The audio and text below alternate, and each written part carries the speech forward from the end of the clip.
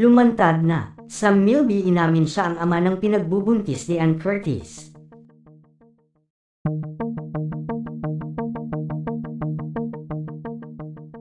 Matapos nga ang paglabas ng blind item kamakailan lang patungkol sa paghihiwalay ng showbiz couple umano na ito dahil sa ex-boyfriend ng aktres na ito, ay maraming espekulasyon ang lumabas online na talaga namang nagpagulat sa madlang netizens.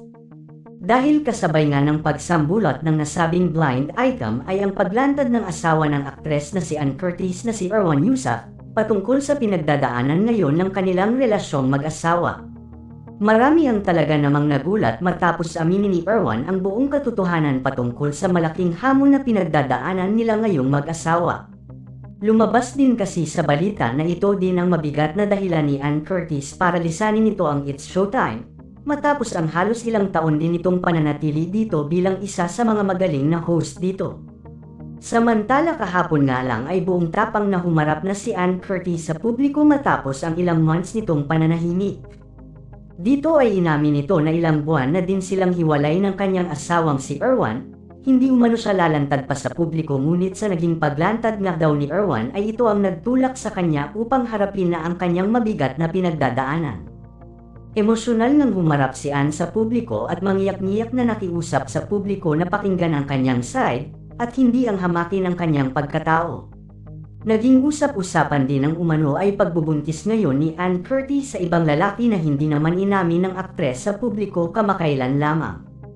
Samantala ngayong araw naman nga ay lumantad na sa publiko ang lalaking nakabuntis umano kay Ann Curtis, ang lalaking tinutukoy ni Erwan Heussaff na hindi din ito pinangalanan, dahil pinoproteksyonan pa rin daw niya ang kanyang asawa sa mas malaki pang isyu kahit pag ganito ang nangyari sa kanilang dalawa.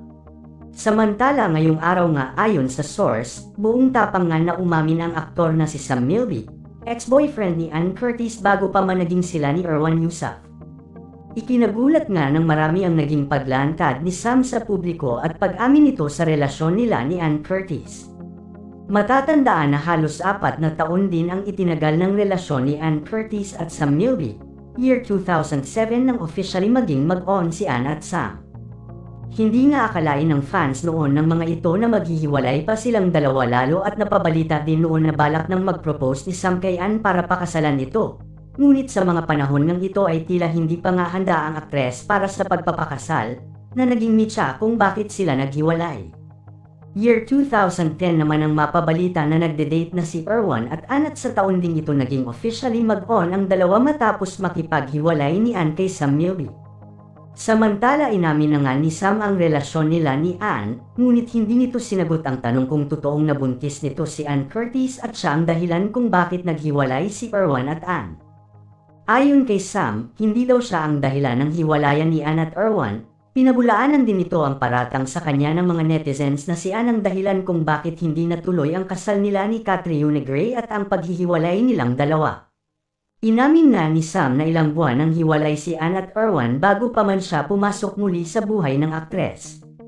Hiling naman ngayon ni Sam na sana ay igalang na lang daw ng mga netizens kung ano ang desisyon nilang dalawa ni Ann ngayon. Hinihiling din niya na bigyan sana sila ng privacy sa pagkakataong ito at sana matapos na ang panghuhusga ng mga ito sa kanilang dalawa ni Ann. Pagtatapos nga ni Sam, wala po kaming tinatapakan tao ni Ann, mahal po namin nag-isa't isa.